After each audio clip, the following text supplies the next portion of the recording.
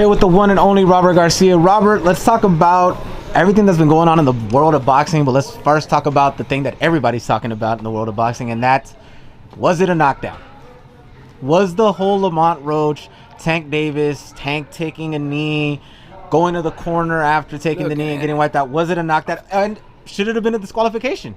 Look, it could have easily been a disqualification too, or a referee stops contest, because look, there's no way a fighter could take a timeout and go get his, during the round. There's no way a fighter could say, okay, timeout, because he took a knee like a timeout kind of thing, and walk to his corner to wipe his face. That's fucking unheard of and never seen before. There's no way that's legal in boxing. It shouldn't have. When a fighter, we just seen it recently with Espinosa and Rubesis. Rubesis got hit with the right hand, and then he walks back and walks away, and the red right away wiped it up. That happened with Lara versus Angulo. Exactly. It's over. It's over. So Tank doing that, took a knee. It should have right away. The ref should have started, counting as a knockdown. But he still walks away to his corner. I'm actually, surprised that the ref didn't call it a knockdown, because he's a really good ref. Willis is a really good ref. Willis is a great ref, one of the best in boxing right now, and that was a big mistake. He should have counted as a knockdown. Like I told you, I wouldn't have been surprised if when he walked away, if he would have just waved it up, because that's walking away from the fight. Because of the eyes, during the break, tell the corners to wipe it out. And you can't do that when the fight's going on. There's no way, nothing. You can't do that when the fight's going on. You can't time out, take a knee, and walk away. There's just no way. But it is boxing, and a lot of things happen in boxing. Given the fact that it was such a big mistake, given the fact that it happened in New York, and there's always been questions about the New York Commission and the way that they run boxing and everything like that, do you think anything will ever change to where that doesn't happen again, that doesn't occur again? This is the first time we've ever seen this happen in boxing like that, and boxing's been around for over hundreds of years. I think it's just something that Tank shouldn't have done that either. Take a knee and go walk away to get your eyes wiped off. Come on, man. Wait for the bell to ring. Tell your corner to do that. You don't do that during the fight. I don't know what went through his mind. How can he think he could take a timeout during the round to go get his eye wiped off? It's just ridiculous to. ¿Cómo estás? It's just ridiculous to think like that. It's just unheard of. And then also the ref. When that shit should have right away been a standing 8 count. Should have been not a standing 8 count, because he took a knee, so it should have been a knockdown, an 8 count. But it didn't happen. Now we have a draw, and Lamont Roach walks away with a draw. He should have walked away being a world champion. Honestly, he should have walked away being a world champion. Now, before we get into the fight and how Roach did, because he had a performance that no one ever saw coming, I'll let you do this, because no matter what, anytime you disparage a fighter, especially if it's someone's favorite fighter, they're going to call you a hater. So before we get into it, to anybody that will say what you just said right now is because you're a Tank hater, let them know. I like Tank. I've always said Tank's a great fighter. I enjoy watching Tank's fights.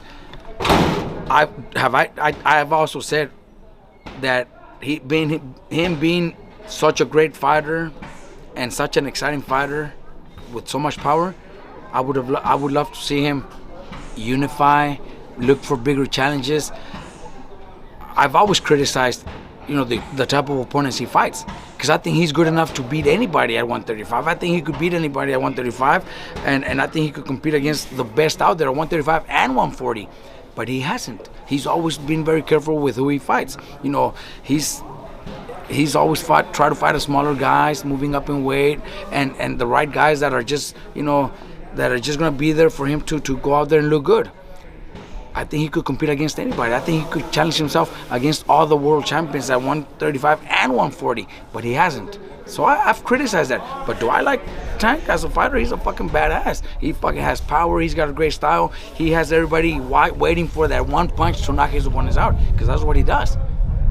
So I don't hate on him. Plus, he became a business. He does fucking great numbers on his events.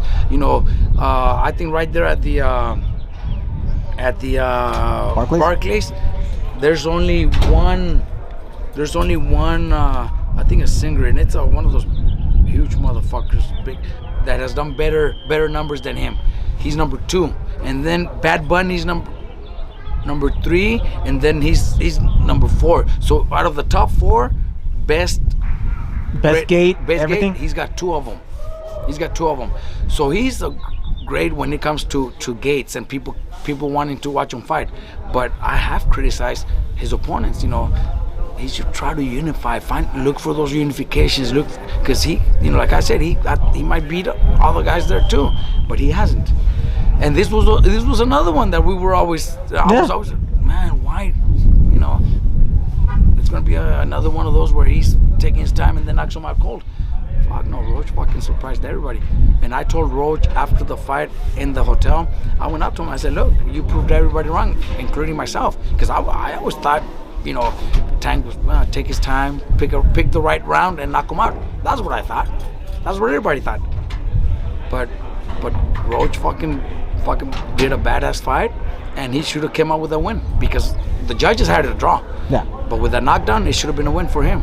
I was just gonna ask you to rate the performance and everything, but you kind of did that already. So let's move on to the co-main event, and Rayo versus Russell, and camp-wise, everything. I know Mikey said he was looking good, he was looking great and everything. What happened that Rayo just couldn't adjust? It's crazy because sometimes you have the worst training camp and then you go out there and perform very well. You have the best training camp and you go out there and can't perform. And that was the case with Rayo.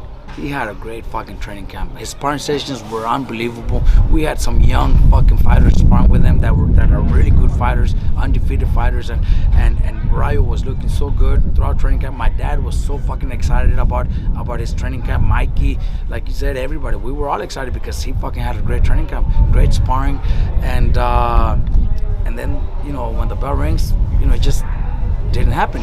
When he had a much better training camp than when he fought Pitbull Cruz. There was a lot of times in sparring sessions with when he was getting ready for Pitbull Cruz where we're like, God damn, it's not going to be an easy fight. But he went out there and performed, and look, had a great performance and became champion. But it's just one of those nights where it wasn't his night. Just couldn't let go, couldn't get off. Plus, no excuses. Russell came out beast mode, kept going, kept throwing punches, didn't let Rayo adjust, didn't let Rayo figure him out. That fucker just kept coming from round one to the end. Never stopped throwing punches, never stopped doing his job. And congratulations to him. There's no excuses. That guy was better than us Saturday night. Do you feel, as his trainer, that Rayo should ask for a rematch and get back in there against Russell to try to get his belt back, or do you think he should work his way back up? The thing is that I'm not. It's not something that I'm making up. When Rayo got that fight, we did tell him, why that fight, Rayo? Why the Russells have always been great fighters, man. An Olympian, all wins by knockout. Could have been somebody else, and they told me it's him or nobody else. He said they forced him to fight him, and then he says they didn't even let me get a rematch clause. You're the champion. It's your voluntary title defense. He should have been allowed to get a rematch clause. Everybody does. Pitbull had a rematch clause. What's his name? Gallo Estrada had a rematch clause. Pitbull didn't want to do it. Rayo didn't want to do it. Gallo Estrada didn't want to do it, so that's their decision. Yeah. But I don't. With Rayo, they told me I'm not allowed to get a rematch clause. You know what I mean? So I don't know. I really can't say much. He signed the contract, so there's nothing we could do now. He signed the contract, but he should have at least had a rematch clause in the contract. But I think they told him, nope, there's no rematch clause. So now there's nothing we could do. Just bounce back and come back, maybe start all over again. Well, from this past weekend to the weekend prior, you had a great time. Saudi Arabia. Part of boxing, man. Vergil The weekend before that, we had Duarte and Vergil. Duarte here in Anaheim, and then I flew to Saudi with Vergil. This is the third week back to back, and we lose a fight. It's just the way boxing is. There's no excuses. Russell was better than us that Saturday night. Russell, like I told you, man, they're great people, great family. I went to the locker room for the wraps and the gloves, and they were great to me. His brothers, they lost their dad not too long ago, and can't say I'm happy because they beat us. Obviously, but I'm happy for him. Honestly, he deserves it. They've been in boxing their whole life. The brothers, all brothers are boxers. They've all been, they've always been. They never, since the amateurs, I've never seen anything negative about them. They never said anything negative about me. So, I don't wish him bad. I wish him good, and he's a world champion now. So, hopefully he defends that title with pride. Now let's move on, because obviously boxing continues to roll no matter what. We're already at the beginning of March, and by this time they already announced everything that's going to happen at the early part of May. Correct. And we got a crazy card coming, the Fatal Fury card in New York. We have Rolly Romero versus Ryan Garcia. We have Devin Haney versus Jose Ramirez, a camp fighter, and then we have Teofimo Lopez versus Arnold Barboza. Correct. What are your thoughts on that fight? Those fights. The venue is going to be Times Square, and it's going to be free. That's gonna be crazy, because in Times Square, free for the boxing world, those three great fights, it's unbelievable, man. I don't know, it's gonna be insane. Just Ryan versus Rolly being a free event, the crowd, just can't imagine what kind of crowd you're gonna have. You know what I mean? And then you have Teofimo, who also has a different fan base, because he's also a little crazy on his moments. It's gonna be awesome, man. Arnold also, brings his fan base, and also backs up his words. It's gonna be crazy, man. Haney, Jose, wow, I can't wait, man. It's gonna be a badass card. You've met him. Obviously, you went to Saudi. You helped Vergil out there and everything like that. You've met Turkey. You've met His Royal Highness, or what do they call it? His Excellency. You met His Excellency. What do you think he's bringing to boxing that has been missing in boxing? Look, he's paying so well that he's making those fights happen. If he's not around, then Top Rank and Golden Boy and PBC, Matchroom, PBC, they might not do those fights because the budget is only so much, so we could only give you so much, and the other fighter's not going to be happy because he wants more and he wants to get paid as much as that guy, and that's why those fights don't happen. But with him, all right, here I'm gonna make everybody happy, and he's making everybody happy. Everybody's fighting, everybody's performing. He's making those fights happen. The fight over there in Saudi a little over a week ago. Look at that card, man. With Bivol and Benavidez and Vergil, Madrimov, and just the whole fucking card was insane. Why? Because he's putting up the money. New York. When would we have seen those three fights in one night? Haney, Jose, Teofimo, Barboza, fucking Ryan, and Roddy. We would have never seen that in one night. And he's putting those fights up. That's good for him, man. Power to him. So that's what he's doing. He's bringing these super cards. Great. That's great. Great for boxing. Great for us. At least, for us, it's great. Now let's move to his other quest, which is the very next day, and him acquiring Canelo, and him having a 4-fight deal with Canelo. But the very first fight we're going to see is against somebody that a lot of people don't know. I don't know him. He's a world champion, but I don't know him. Yeah. What do you think about that? The fact that he was, Canelo was able to business his way into getting that money, but at the same time, not fighting somebody that we know as. And mind you, you watch boxing, you train fighters, you dealt with fighters, you deal with different camps coming in and out to spar with your fighters. You take your fighters to other camps, this, that, and yet you don't know this guy. So how is it that the casual fans are going to know this guy, or how is it that the casual fans are even going to be able to get excited for a fight like this? Nobody knows this guy, but that's the deal that he did with Turkey, and Canelo's a businessman. Canelo already did everything in boxing. He already fought all the names, all the world champions. He's already undisputed. He's already been, everything. He has already challenged himself at different weight divisions. He's already accomplished everything. Now he's up at a position where he doesn't care what people think. He doesn't care what boxing world thinks. All he cares is about securing himself and being a businessman, and he's doing the biggest business in boxing right now with those 4 fights. I don't know how much he's gonna make, but I'm pretty sure he's gonna be close to $500 million or something like that. So he's a smart man. Would I want to see him fight Benavidez? I would love to, but he doesn't have to. He's already accomplished everything, and he doesn't need to please nobody. And I think he's also a proudful man that's probably thinking, well, why should I have to please everybody when I'm not going to give them the fight that they want? He doesn't have to. He's already a superstar. Do you think that the second fight, because the second fight, well, it's rumored that this fight is going to happen in Saudi. The next fight is going to happen in Vegas, and then the next two are going to happen in Saudi. Do you think that Vegas fight is the one that everybody's talking about, and it's going to be Crawford? I think when it comes to Canelo, I think he should be fighting all the fights here in Vegas, at least in the States, because very few people are going to travel to Mexicans. Very few Mexicans are going to travel to Saudi. It's a different world over there. It's just different, no alcohol, no food in the arena.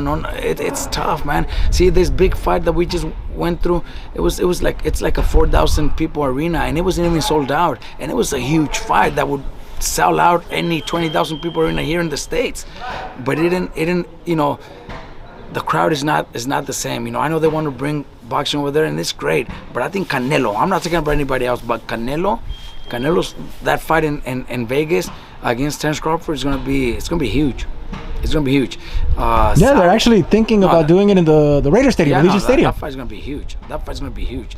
Those are the fights that Canelo needs to be in. Even though it's part of Turkey Al Sheikh, Riyadh season. But here in the States, it would be much better. A lot of people are saying with the Turkey Al Sheikh and Riyadh season that he's taking a lot of the big names over there. He's had a couple of them here because we saw the card that he did in August and everything like that. But are you fearful that most of the fights considering are going to be done over there and not here, and that's going against what you said about Canelo? Not that I'm fearful about it, because the fighters are getting paid much more money, and look, the fighters in this sport, you have to go out there, you go out for the biggest paydays, because boxing's tough, man. Boxing's a brutal sport, and boxing could end your career, could end your life in one night. So I don't blame it, and I'm a trainer also. I manage some fighters, so I think it's good, because they're getting paid well. But the fights here are, this is where boxing, Las Vegas, is where all the big fights belong. But there's nothing I could argue when the purses are much better over there. The fighters need to get paid well too. They need to secure their lives too. Now let's move on to something new and different. We've been here how many years, Robert? 10 years already, man. 10 years here. 10 years. I remember when we were in Oxnard, and we were going over there to go see Mikey train for fights and everything. This is the last week here. At this gym. This is the next on Saturday. We're gonna do our grand opening here in Moreno Valley Mall. Our bigger location, bigger and better location. Just with parking, look at all the cars here. Yeah. It's tough to get all the. We outgrew this place. Now we're moving. Talk to us about the move. I know you just said that you outgrew this place. I remember when it was just this side and that side hadn't even been done yet, and you had to build the extension and everything. Yeah, horses over there. Yep, I remember that. So it's like, talk about outgrowing it. Talk about why the move to Moreno Valley. Talk about how does it make you feel that even throughout this entirety of the time, like I said, you were in Oxnard first, here 10 years, and now you're going to move to Moreno Valley. Just the fact that no matter what, the community, the fans, and everybody still fuck with you. Yeah, the biggest thing is that when I decided to get that new location here in Moreno Valley, I teamed up with one of my guys here that's been helping us with the real estate here in Moreno Valley since we moved to this area.